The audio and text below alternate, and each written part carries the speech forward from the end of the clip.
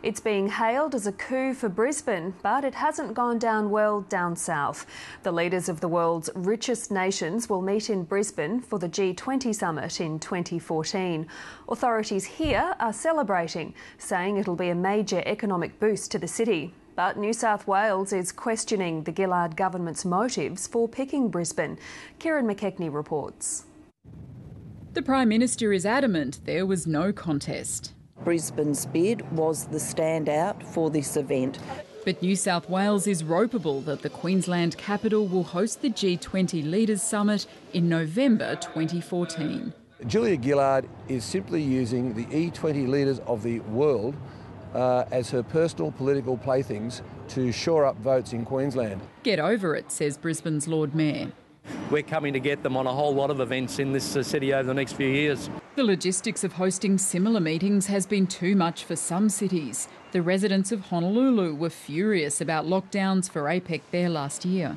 It's like a demilitarized zone. It's like they've been putting up the fence all week. We have an office in Kabul and in Baghdad, in the international zone, and one in the green zone in Baghdad, and it's easier to get in and out of there. But local authorities are confident Brisbane's up to the job. And that will be a particular point of interest and attention to myself to make sure that the arrangements from a security point of view are put in place. The city's residents aren't worried about lockdowns or protests. I think Brisbane will cope very well and that we will do very well from this. A lot of people coming. It'll be a showpiece and I think it'll be good for the town. It'll be uplifting.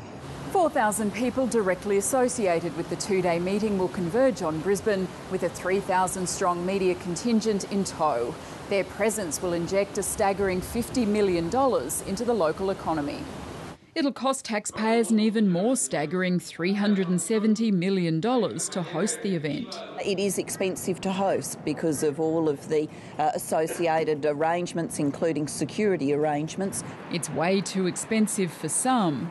And we're going to see millions of dollars diverted from important state government services just because a bunch of politicians want to get together and have a chinwag.